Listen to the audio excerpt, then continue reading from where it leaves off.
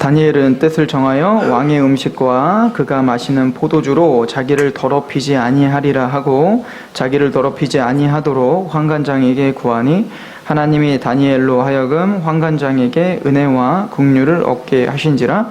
환관장이 다니엘에게 이르되 내가 내 주 왕을 두려워하노라. 그가 너희 먹을 것과 너희 마실 것을 지정하셨거늘 너희의 얼굴이 추체하여 같은 또래의 소년들만 못한 것을 그가 보게 할 것이 무엇이냐. 그렇게 되면 너희 때문에 내 머리가 왕 앞에서 위태롭게 되리라 하니라. 환관장이 다니엘과 하나냐와 미사엘과 아사랴를 감독하게 한 자에게 다니엘이 말하되 청하오니 당신의 종들을 열흘 동안 시험하여 채식을 주어 먹게 하고 물을 주어 마시게 한 후에 당신 앞에서 우리의 얼굴과 왕의 음식을 먹는 소년들의 얼굴을 비교하여 보아서 당신이 보는 대로 종들에게 행하소서 하매 그가 그들의 말을 따라 열흘 동안 시험하더니 열흘 후에 그들의 얼굴이 더욱 아름답고 살이 더욱 윤택하여 왕의 음식을 먹는 다른 소년들보다 더 좋아 보인지라. 그리하여 감독하는 자가 그들에게 지정된 음식과 마실 포도주를 제하고 채식을 주니라. 하나님이 이 네 소년에게 학문을 주시고 모든 서적을 깨닫게 하시고 지혜를 주셨으니 다니엘은 또 모든 환상과 꿈을 깨달아 알더라. 왕이 말한 대로 그들을 불러들일 기한이 찼으므로 환관장이 그들을 느부갓네살 앞으로 데리고 가니 왕이 그들과 말하여 보매 무리 중에 다니엘과 하나냐와 미사엘과 아사랴와 같은 자가 없으므로 그들을 왕 앞에 서게 하고 왕이 그들에게 모든 일을 묻는 중에 그 지혜와 총명이 온 나라 박수와 술객보다 10배나 나은 줄을 아니라. 다니엘은 고레스 왕 원년까지 있으니라. 아멘.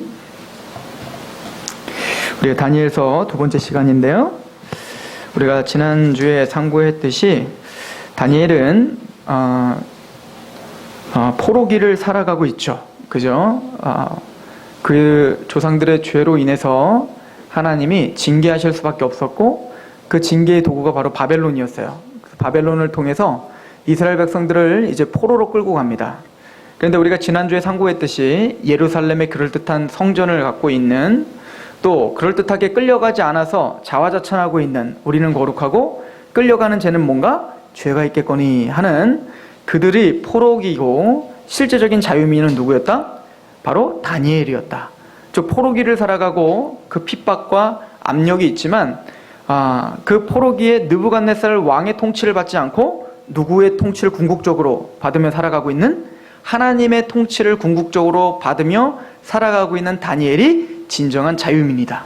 마찬가지로 우리가 이 땅을 살아갈 땐 사실은 이 포로기처럼 공중권세 잡은 자, 즉 사탄, 즉 그래서 이 세상 풍속을 우리는 아무 힘없이 따라가고, 또 왜냐면 그 풍속을 따라갈 때 우리에게 느부갓네살 왕이 약속을 하고 있는 것처럼 그 풍속을 따라가면 우리에게 주어지는 약속들이 많아요.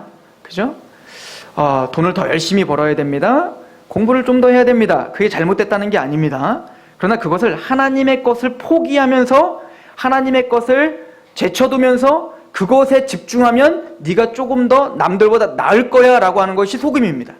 그러면 많은 약속들이 주어져요. 또 그렇게 보이는 사람들도 있어요. 그게 바로 포로기를 살아가고 있는 우리예요. 그런데 재밌는 건 그 포로기로 끌려간 사람들이 그럼 다 다니엘처럼 하나님의 말씀 앞에 구별되게 살았나? 아니라는 얘기입니다. 다니엘과 특별히 오늘 새 친구들, 이 4명이 바로 남은 자인 거예요. 로마서 11장을 보면서 우리 이야기를 좀 더 풀어나가 봅시다. 로마서 11장 3절부터 7절.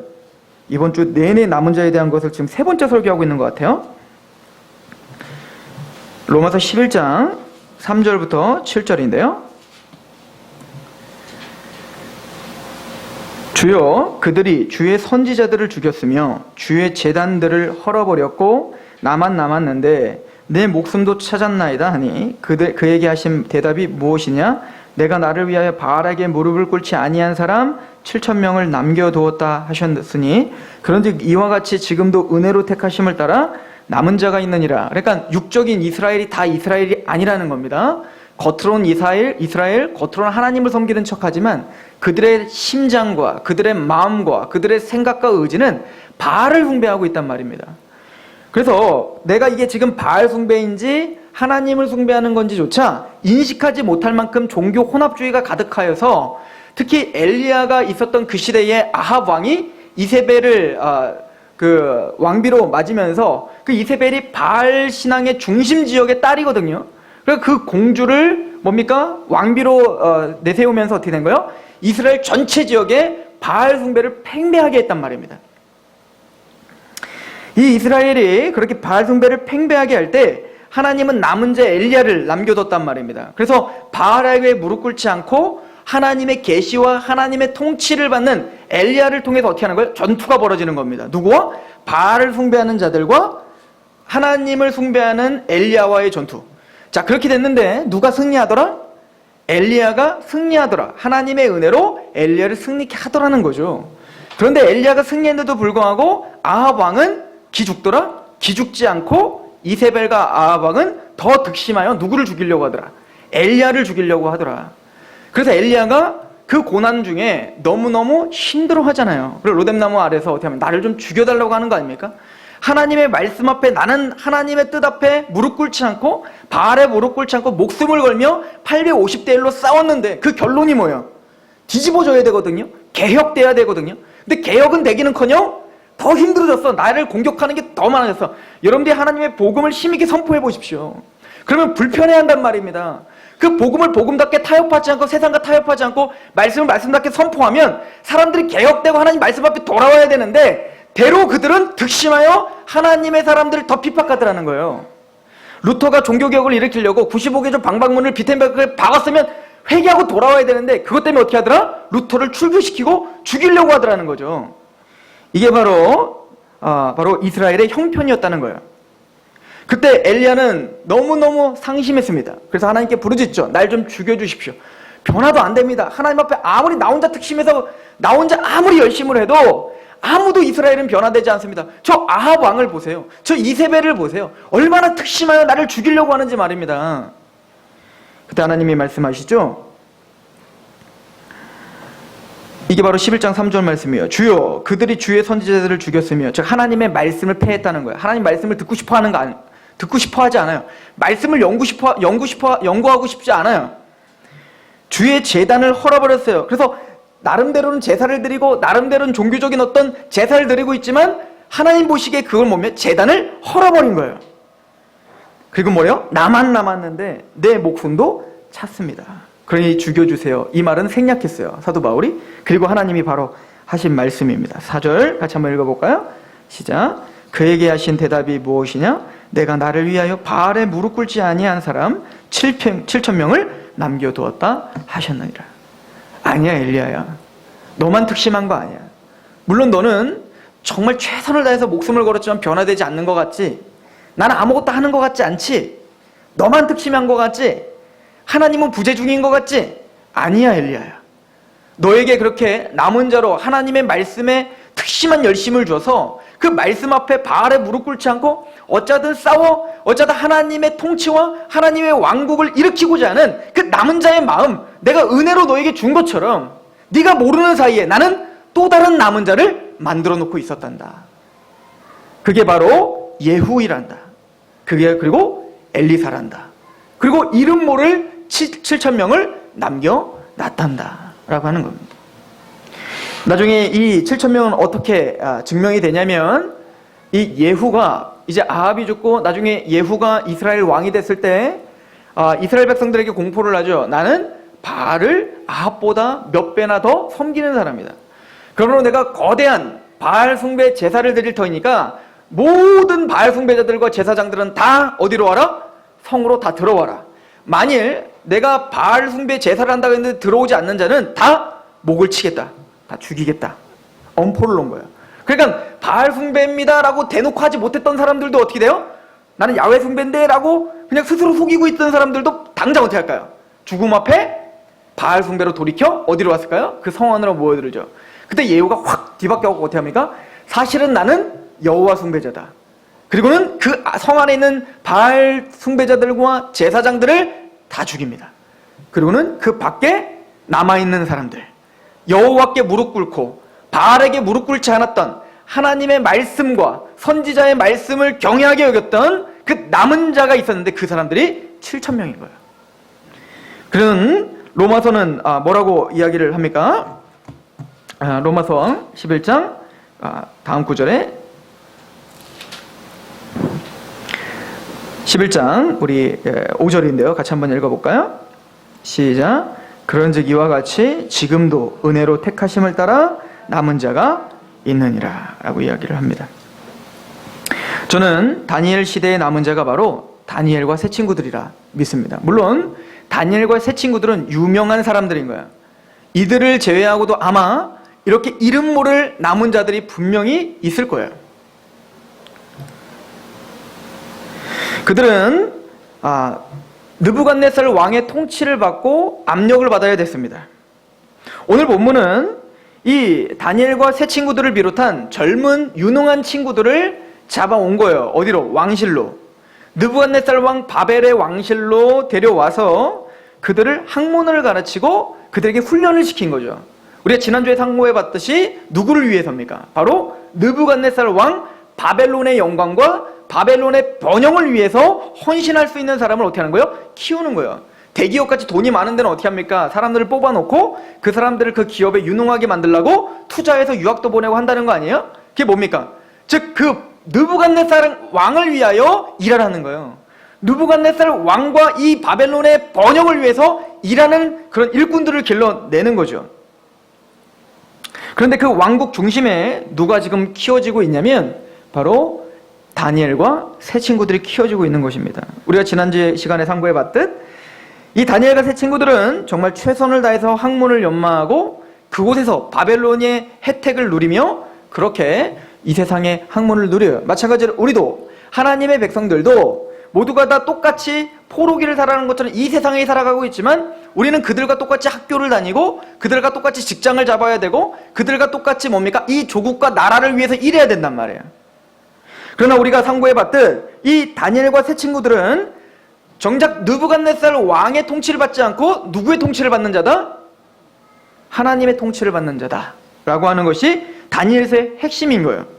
그래서 그 하나님의 통치를 받는 자의 결단이 오늘 나오는 겁니다. 그래서 오늘 제목은 뜻을 정한 다니엘이죠. 오늘 다니엘서 1장 8절을 보십시오. 다니엘은 뜻을 정하여 왕의 음식과 그가 마시는 포도주로 자기를 더럽히지 아니하리라. 이 다니엘이 왜 이렇게 극단적인 조치를 취했는지는 우리는 사실 정확하게 알 수는 없어요. 아마 여러 가지 이유가 있는데 왕이 주는 포도주와 또 그런 그 음식들, 이 음식들은 아마 우상 숭배가 팽배했던 그곳에 아마 우상에게 절을 한 그 우상 제물일 가능성이 있어요. 그래서 아마 그 부정한 짐승을 하나님의 백성 나시린이요 택함받은 하나님의 백성으로 하나님의 율례를 알고 있는 나로서 거기에 내가 동참할 수 없다라고 하는 것일 수도 있고, 또 하나는 느부갓네살 왕이 자신의 하나님을 대적하고 하나님을 뭔가 하나님을 배반하고 있는 그 왕이 우리에게 허락하고 있는 어떤 그 짐승들과 또 음식들, 화려한 어떤 유혹들에 굴복하지 않음을, 어떤 하여튼 하나님의 율례와 하나님의 규례에 지금 뭔가 합당치 않은 거예요. 신앙 양심상 지금 다니엘은. 그래서 거기에 절하지 않고 거기에 굴복하지 않고 내가 왕의 음식을 먹지 않겠습니다 라고 정한 겁니다.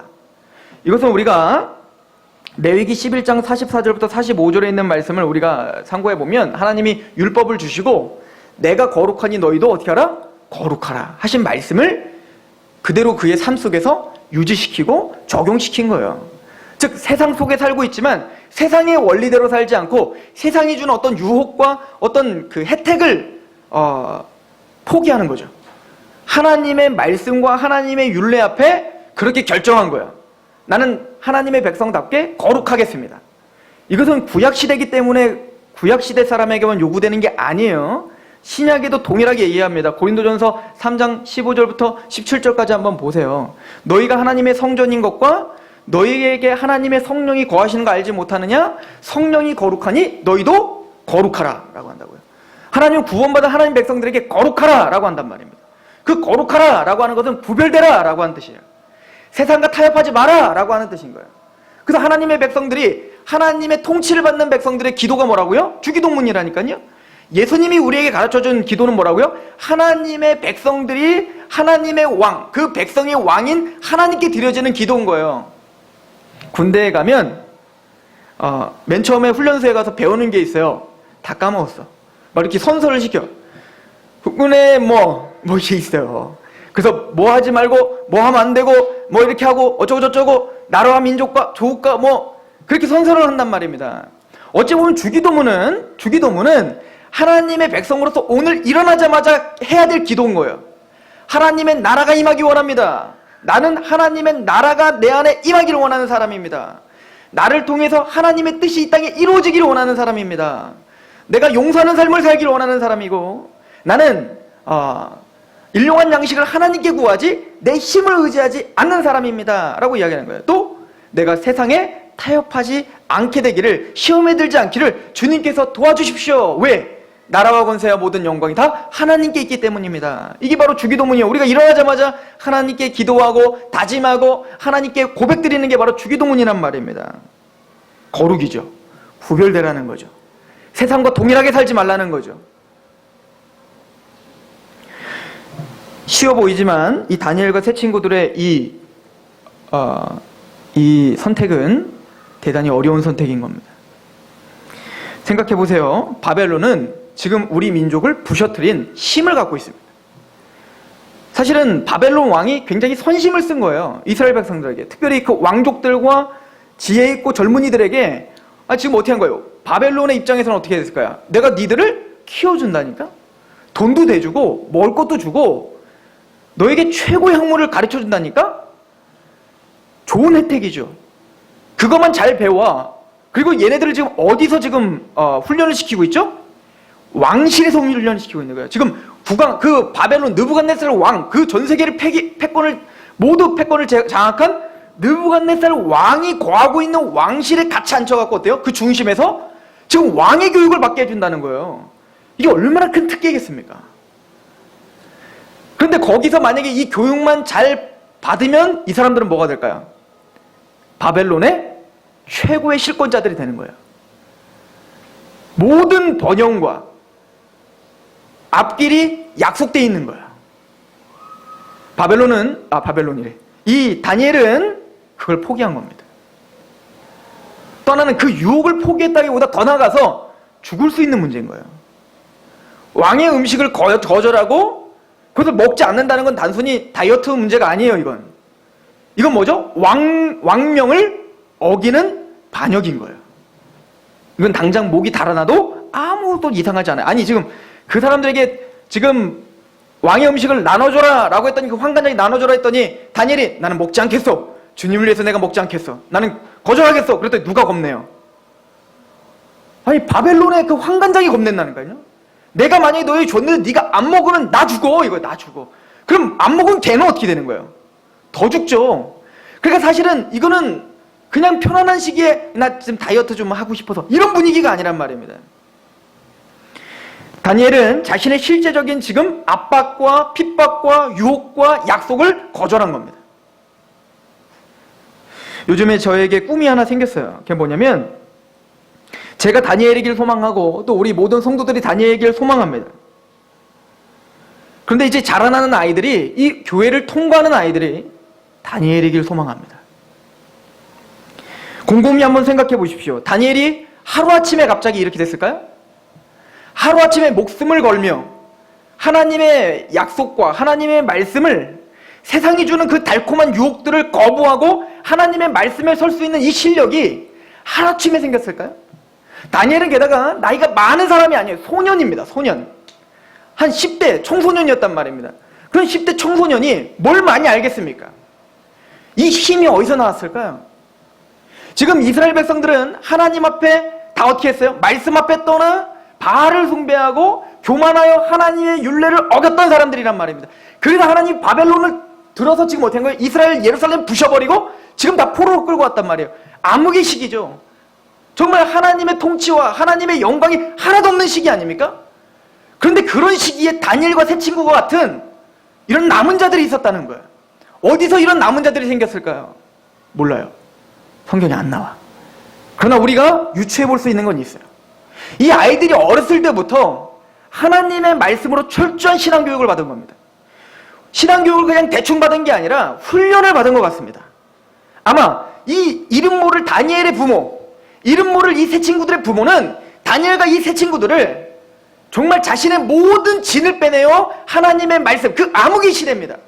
그 암흑의 시대에 내 자녀만큼은 하나님의 말씀대로 세워야겠다, 하나님 말씀대로 훈련시켜야겠다라고 하는 다짐과 그 정함이 있었던 것 같습니다. 그들은 하나님의 말씀을 그대로 순복하고 있었던 겁니다. 신명기 가보세요. 신명기 4장입니다.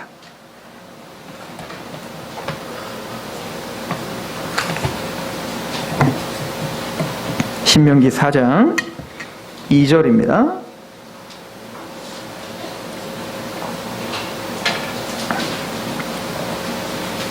4장 1절부터 제가 한번 읽어볼게요.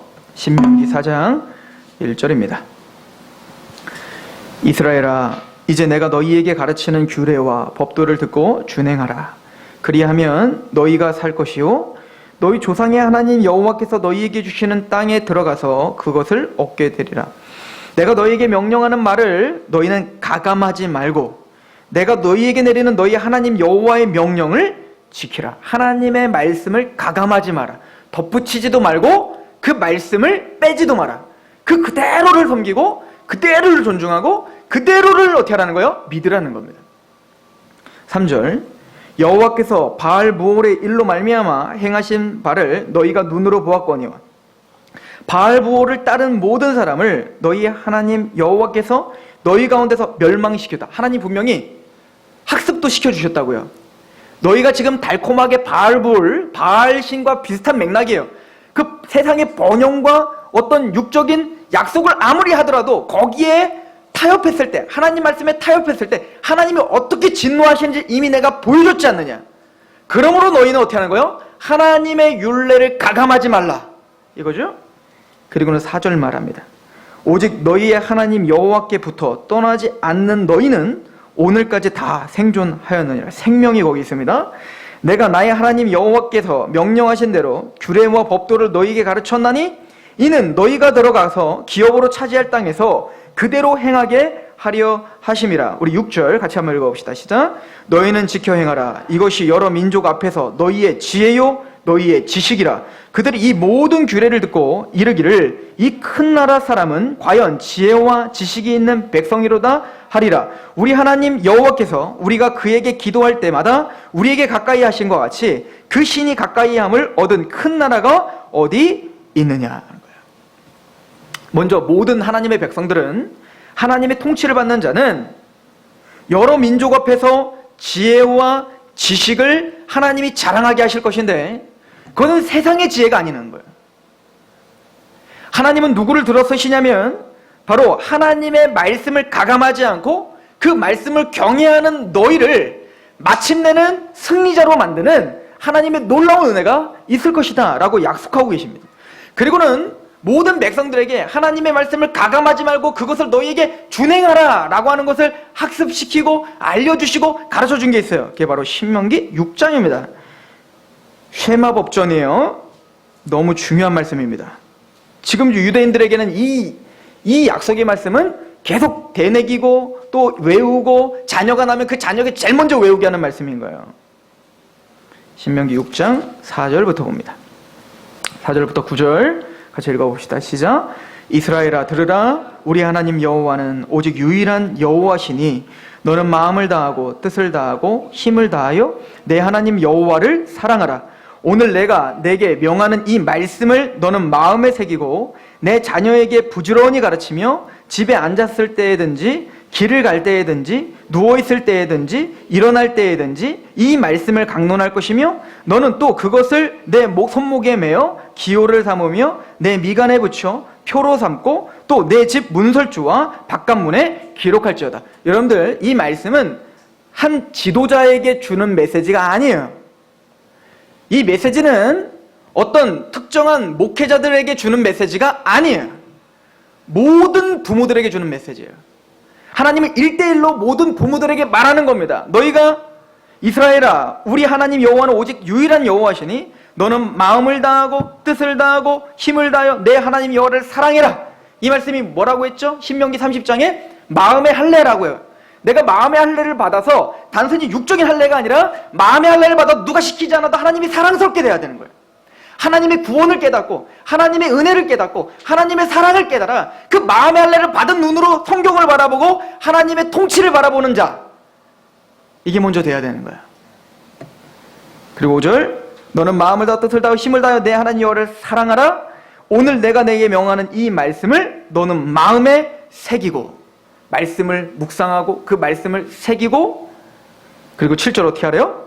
내 자녀에게 부지런히 가르치며 집에 앉아있을 때든지 길에 갈 때든지 누워있을 때든지 일어날 때든지 이 말씀을 강론하며 너는 그것을 또 내 손에 메고 기호에 메고 내 미간에 메고 하여튼 막 다 붙여가지고 어떻게 하는 거야?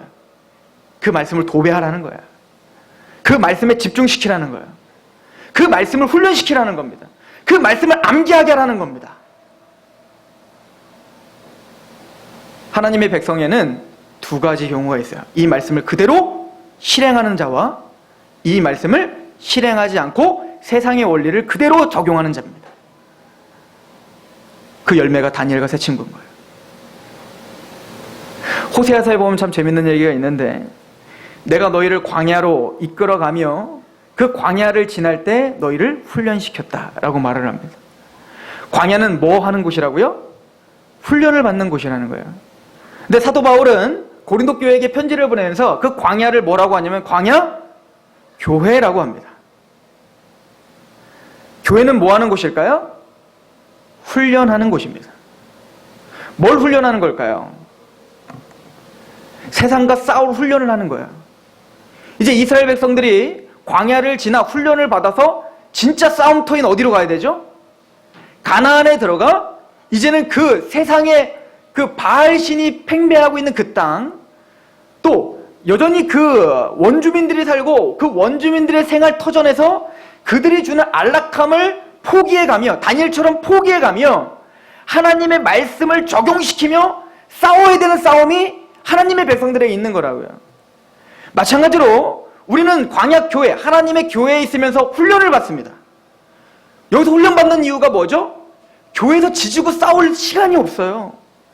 교회에서 지지고 먹고 싸울 시간에 교회를 옮기세요. 그러면 지지고 먹고 싸우지 않는 교회로 가셔야 됩니다. 그래서 배우셔야 됩니다. 훈련 받으셔야 됩니다. 교회는 지지고 먹고 싸우는 곳이 아니라 훈련 받기에도 벅찬 시간이에요. 왜죠? 우리는 진짜 싸움의 터전이 있어요. 교회에서 싸우면 안 되고 세상으로 나가서 싸워야 된단 말이에요. 하나님이 우리에게 맡겨주신 유업에서 싸워야 된다고, 내 직장에서 싸워야 되고 내 가정에서 싸워야 된다고요. 다니엘처럼 치열하게 그 바벨론의 왕국 안에서 싸워야 된단 말입니다. 이게 쉬운 싸움이 아니에요.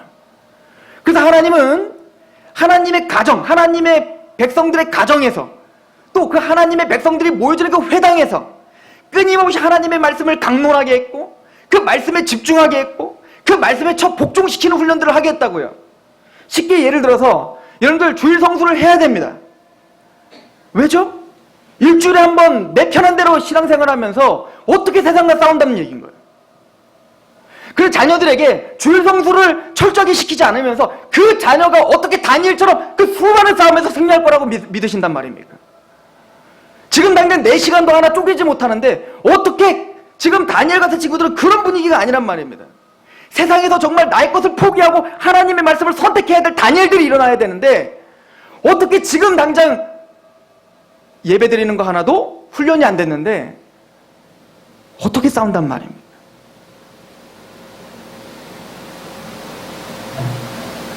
우리는 어느새 포기하고 있는 거예요. 어느새 놓고 있는 겁니다.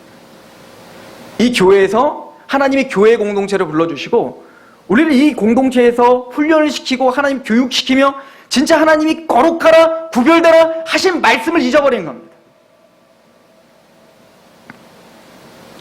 그렇게 교회들은 지금 연약해지고 있습니다. 지금 교회들은 전혀 세상에 영향력을 끼치지 못하는 열매를 지금 드러내고 있죠. 어느샌가 저에게도 욕심이 시작했어요. 또 다급함이 생기기 시작했습니다.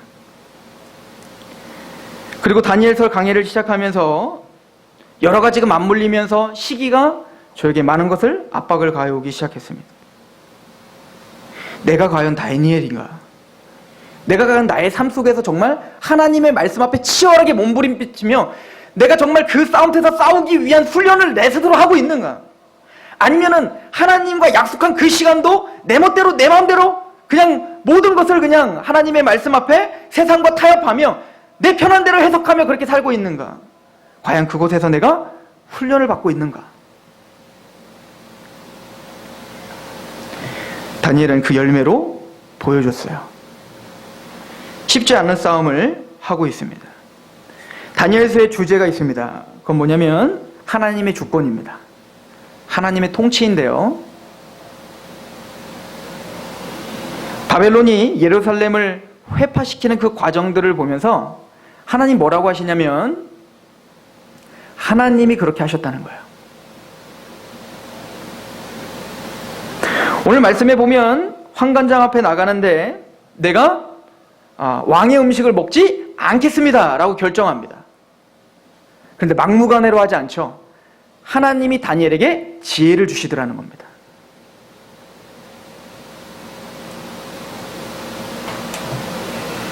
그리고 환관장의 마음을 하나님이 주장해주고 계심을 보고 있습니다.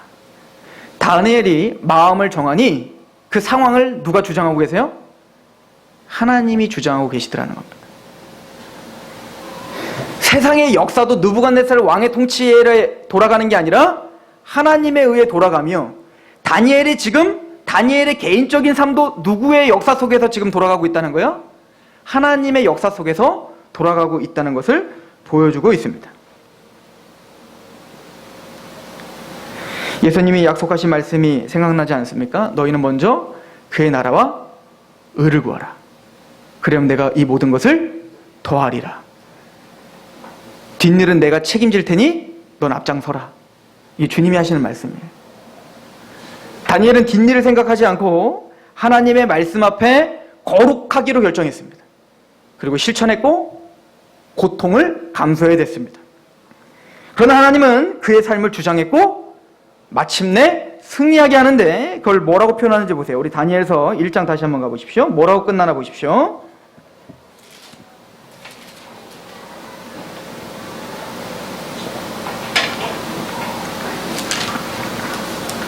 다니엘서 1장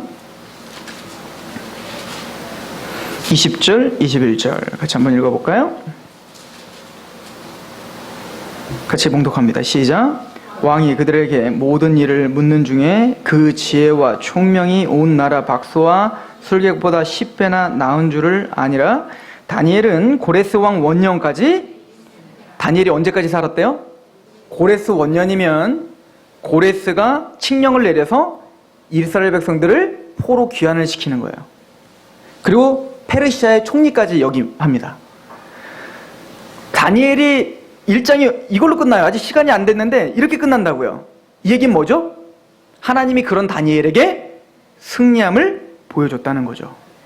다니엘의 마음이 어땠을까요? 이제 노년의 다니엘, 자신을 끌고 자기의 민족을 부셔뜨리고 자기를 끌고 포로기로 끌고 간 그 느부갓네살 왕, 세상에 그 어떤 것도 부러울 것이 없었고 그 어떤 누구도 그 앞에 감히 대적할 수 없었던 그 세상 앞에 다니엘은 자기의 몸부림을 치며 그의 단칼에 죽임을 당할 수 있었지만 하나님의 말씀 앞에 서 있었던 다니엘, 누가 죽더라? 느부갓네살 왕이 죽임을 당하고 그 나라가 부서지더라는 거예요. 그리고 페르시아를 통해서 이스라엘 백성들이 회복되더라. 이것까지 본 거예요. 다니엘은. 어떤 감격이 있었을까요? 우리에게 어떤 이야기를 해주고 싶을까요? 다니엘이 살아있다면 과연 하나님의 백성들에게 무엇을 목 놓아 이야기하고 싶을까요? 하나님의 약속은 신실합니다. 하나님은 하나님 편에 서서 포기하지 않는 하나님 백성들을 반드시 살펴봅니다. 먼저 그의 나라 의를 구하는 자는 반드시 내가 더하여 채워주겠다 약속합니다.